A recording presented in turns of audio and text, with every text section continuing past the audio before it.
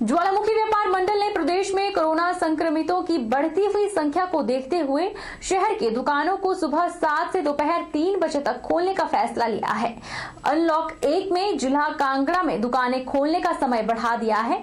सरकार की गाइडलाइंस के तहत दुकानें सुबह 6 से रात 8 बजे तक खोली जा सकती हैं, लेकिन व्यापार मंडल किसी भी तरह का खतरा मोल नहीं लेना चाहता, इसलिए यह निर्णय लिया गया है।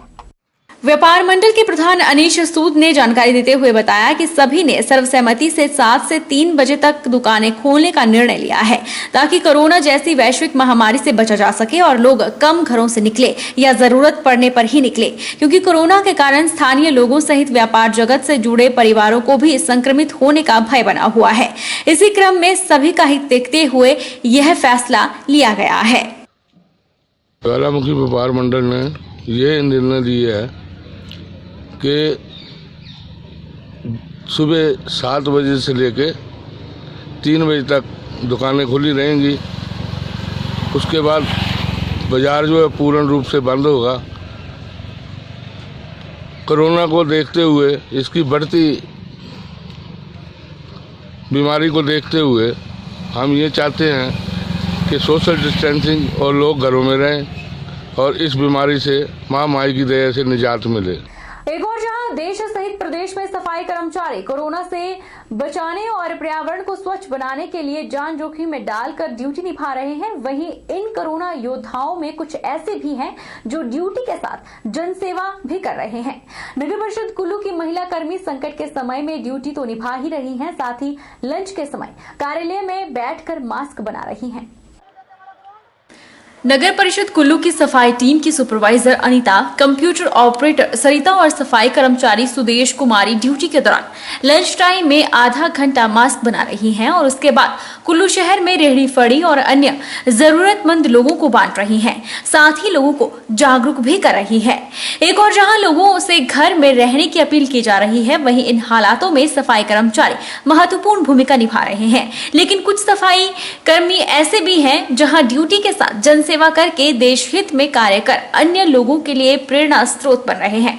नगर परिषद की इन तीनों महिला कर्मियों के अनुसार दिन के समय 1:30 से 2 बजे तक उनका लंच का समय होता है और इस समय में वह अपने कार्यालय में मास्क बनाने का कार्य करती है। मास्क बनाने के लिए उन तीनों ने खुद के पैसों से कपड़ा खरीदा है और आधे घंटे के इस थोड़े से समय में वह कुछ मास्क बनाकर कार्य करती है। अभी तक करीब 150 मास्क बनाकर बांट चुकी है। अभी तक हमने ये जो मास्क हमारे 150 आदमियों को बांट चुके हैं। हम जैसे ही कोरोना वायरस फैला हुआ है, लोगों को बहुत ही जरूरत है इस मास्क की, इसलिए हम जैसे भी हमारे फ्री टाइम होता है या लंच टाइम के दौरान ये मास्क बना रहे हैं और गरीब जिस यूथ बंदे लोगों को बांट रहे हैं। हम ये हमें लगा कि कोई लोग ऐसे जो मतलब बाहर से लोग, कोई लोग बिना मास्क से चले, मेरे को उनके ऊपर बहुत ही मतलब दया आई, तरस आया कि मैं इन लोगों के लिए मास्क बनाऊं। मेरे मन में प्रेरणा है कि मैं इन लोगों के लिए जब तक कोरोना वायरस में बनाती रहूंगी, चाहे मुझे जेल मेरा पैसा जितना भी खर्च हो, मैं अपने पैसे से ये धागा कपड़ा खुद ला रही हूँ, खुद बना रही हूँ। मैं हिमाचल में अवैध रूप से वर्षों से बनाए गए एक अस्थायी रास्ते को जिलाधीश कांगड़ा के निर्देशानुसार डमटाल पुलिस ने जेसीबी लगाकर बंद करवा दिया है। इस रास्ते को लेकर आगे भी प्रशासन ने कई बार कार्रवाई की है, पर पंजाब के खनन माफिया को कानून का कोई डर नहीं और यह दिन रात अस्थायी रास्ते से भारी भरकम गाड़ियां निकालकर कंदरोड़ी स्थित छोंच खड्ड के निर्माणाधीन पुल के लिए कार्य में बाधा पहुंचाते हैं। मामले को जिलाधीश कांगड़ा राकेश प्रजापति के ध्यान में लाया गया तो उन्होंने इस मामले पर कड़ा संज्ञान लेते हुए पुलिस अधीक्षक से बात करने का आश्वासन दिया, जिसके चलते प्रशासन द्वारा इस रास्ते को तुरंत बंद करने के आदेश दिए गए। डमटाल पुलिस और माइनिंग विभाग हिमाचल प्रदेश द्वारा इस रास्ते को एक जेसीबी के माध्यम से गड्ढे खोदकर इस रास्ते को बंद कर दिया गया। रास्ते के बंद होने से पंजाब के क्रैशरों पर रेत बजरी से भरे वाहन खड़े हो गए हैं। यही नहीं, इस क्रैशरों पर पंजाब के विभिन्न शहरों से रेत बजरी भरने आए 50 से ऊपर भारी भरकम वाहन छोंच खड्ड, बाई अटारिया और कंदरोड़ी के मुख्य रोड पर खड़े दिखे। कुल्लू सदर के विधायक रहे महेश्वर सिंह सरवरी में लिफ्ट और सुल्तानपुर के लिए ओवरहेड ब्रिज के निर्माण की सरकार से मांग रखी है। महेश्वर सिंह ने कहा कि जब उन्होंने योजनाओं के निर्माण कार्य में खर्च होने वाले राशि के बारे में जानकारी लेनी चाहिए तो उन्हें पता चला कि इन दोनों योजनाओं का पैसा डाइवर्ट कर दिया गया है। कि जब मैं चुनाव हार गया उसके बाद पैसा डाइवर्ट कर दिया गया।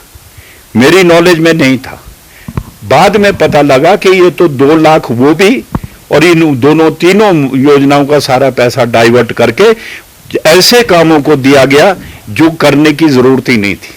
जैसे आप सहमत होंगे, जो देवताओं का बैठने का स्थान है श्रृंगार ऋषि का, अच्छा खासा स्थान था, अब वो बर्बाद कर दिया गया।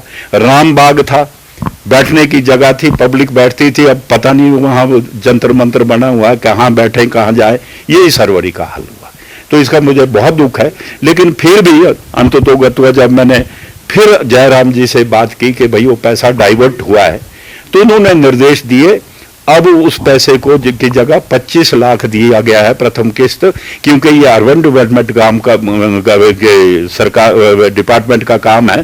तो पंकज राय जी जो हैं उन्होंने फिर इस प्रावधान को करवाया मुख्यमंत्री जी के निर्देश पर। हिमाचल प्रदेश के जिला किन्नौर में आगामी 2-2.5 महीने बाद सेब का सीजन शुरू होने वाला है। इस दौरान जिले के किसानों और बागवानों को उनकी नकदी फसल सेब को मंडियों तक पहुंचाने के लिए और बगीचों से सेब की पेटियों की ढुलाई के लिए मजदूरों के नहीं होने से बागवानों को चिंता सता रही है। जिला किन्नौर में अधिकतर सेब की पेटियों को ढोने का कार्य नेपाली मूल के प्रवासी मजदूरों द्वारा किया जाता है। जिले के बागवान इन दिनों अपने सेब के बगीचों में स्प्रे का कार्य कर रहे हैं। बागवान अपनी नकदी फसल सेब के अच्छे दाम प्राप्त करने के लिए सेब की फसल का अच्छे से ध्यान रख रहे हैं। बागवानों को मजदूरों की कमी की चिंता भी सता रही है, इसलिए बागवान ने जिला प्रशासन से प्रवासी मजदूरों की प्रबंध की मांग भी की है। वहीं जिला मजिस्ट्रेट गोपाल चंद ने कहा कि जिला किन्नौर में अभी तक सरकारी आंकड़ों के हिसाब से लगभग 5000 नेपाली मूल के प्रवासी मजदूर जिले में ही है। उन्होंने कहा कि अगर कोई बागवान हिमाचल प्रदेश के किसी भी स्थान से प्रवासी मजदूरों को लाना चाहते हैं तो वह ला सकते हैं। उन्होंने ये भी कहा कि जिला किन्नौर के प्रवेश द्वार चौरा में मेडिकल टीम बैठाई गई है, वहां पर उनका मेडिकल चेकअप होगा। अगर कोई भी सिम्टम नहीं होगा तो उन्हें किन्नौर में आने की छूट दी गई है। लॉकडाउन के चलते हम भी समझ सकते हैं कि लेबरों की दिक्कत पड़ सकती है, फिर भी हम प्रशासन से ये मांग करते हैं कि आने वाले समय को देखते हुए, बागवानों को स्थिति को देखते हुए सेब को मंडियों तक पहुंचाने के लिए आप उचित कदम उठाएं। उस सूचना के अनुसार हमारे पास अभी भी 4500 से लेकर 5000 तक के जो है नेपाली वर्कर्स यहाँ पे जिला में अवेलेबल हैं। अगर फिर भी कहीं से लेबर की डिमांड आती है, मांग आती है, तो हिमाचल प्रदेश के कहीं भी किसी भी जिले में पर कहीं लेबरर्स हैं, कहीं वर्कर्स हैं, अगर यहाँ आना चाहते काम करने के लिए तो उनके ऊपर कोई भी पाबंदी नहीं है। हिमाचल सरकार ने ग्रामीण अर्थव्यवस्था को मजबूती देने के लिए मुख्यमंत्री 1 बीघा योजना की शुरुआत के साथ एक अभिनव पहल की है। इस योजना को मनरेगा से जोड़ा गया है ताकि ग्रामीण आर्थिकी को बल मिल सके। मंडी के जिला ग्रामीण विकास प्राधिकरण के परियोजना अधिकारी नवीन शर्मा बताते हैं कि इस योजना के तहत महिलाएं अपने घर में किचन गार्डन तैयार करने के लिए इससे जुड़े भूमि विकास कार्य, वर्मिंग कंपोस्ट बनाने जैसी 1 लाख रुपए तक के कार्य करवा सकती हैं। अभी तक हमने जो मस्टरॉल जारी किए हैं उसमें 15,219 मस्टरॉल अभी तक मनरेगा के तहत जारी किए गए हैं, जिसमें 46,000 लोगों को रोजगार दिया गया है।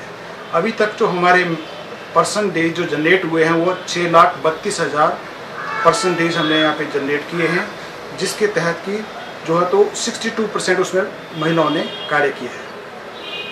अभी तक हमारे यहाँ पे जो खर्चा किया गया है मनरेगा के तहत 29 करोड़ का खर्चा हमारे यहाँ पे मंडी जिला में अभी तक किया गया है इस मनरेगा के तहत, और 23,000 वर्क्स जो है तो फील्ड में इस टाइम चल रहे हैं। इस बार एक माननीय मुख्यमंत्री जी ने नई स्कीम भी लॉन्च की है, मुख्यमंत्री 1 बीघा स्कीम, जिसके तहत की जो भी स्वयं सहायता समूह की महिलाएं हैं वह अपने घर में किचन गार्डनिंग का काम कर सकती हैं, जिसके तहत की वो अपने घरों में अप टू 1 लाख में अपने लैंड डेवलपमेंट करवा सकती हैं, और साथ में बर्मी कंपोस्ट भी उसमें कंस्ट्रक्ट किया जाएगा, और जो सब्जी वगैरह जो उसके लिए उनको बीज वगैरह चाहिए वो भी हम यहाँ से प्रोवाइड करवाने का प्रावधान किया गया है। इसके लिए यदि किसी का नाम मनरेगा सेल्फ में नहीं भी है किसी का नाम, तो वह पंचायत से मंजूरी लेकर के इस कार्य को करवा सकते हैं। ये सरकार की तरफ से आदेश जारी किए गए हैं। वैश्विक कोरोना वायरस से और लॉकडाउन के चलते प्रदेश सरकार ने पंचायतों में मनरेगा के कार्यों को बढ़ावा दिया है। इसी तरह उपमंडल पत्थर की ग्राम पंचायत कुफरी में अभी तक मनरेगा और 14वें वित्त आयोग के माध्यम से लगभग 1 करोड़ रुपए के पक्के रास्ते और गलियों का निर्माण कार्य और अन्य कार्य किए जा चुके हैं। साथ ही सामुदायिक भवन भी बनाया गया है। मांडव्य कला मंच मंडी द्वारा 32वां स्थापना दिवस मनाया गया। इस उपलक्ष्य पर मंच के पदाधिकारियों, कलाकारों और सदस्यों द्वारा कोरोना महामारी के चलते अपने अपने क्षेत्रों में बुजुर्गों, महिलाओं, मजदूरों, गरीबों और झोंपड़पट्टी पर रहने वाले लोगों को मास्क बांटकर समाज सेवा का भावना का उजागर किया। वहीं संस्थापक कुलदीप गुलेरिया ने सुंदरनगर बस स्टैंड के पास झोंपड़पट्टी में रहने वाले लोगों को हाथ धोने का तरीका, सैनिटाइजर का प्रयोग, सामाजिक दूरी और मास्क लगाने के लिए जागरूक करते हुए मास्क वितरित किए। मांडव्य कला मंच की ओर से आज एक छोटी सी कोशिश रही कि मंडी जिला के वासनी मोहल्ला में मांडव्य कला मंच की ओर से कुछ मास्क वितरित किए गए, जिसमें कि वृद्ध एवं मजदूर बच्चों को मास्क बांटे गए। तो मांडव्य कला मंच की ओर से मैं आप सभी को यही मैसेज देना चाहूँगी, खुद डरे नहीं, ना ही दूसरों को डराएं। खुद डरे नहीं, ना ही दूसरों को डराएं। कोरोना वायरस के प्रति सबको जागरूक बनाएं। वक्त तो चला है छोटे से ब्रेक का। ब्रेक के उस पार फौरन लौटेंगे, आप बने रहिए हमारे साथ।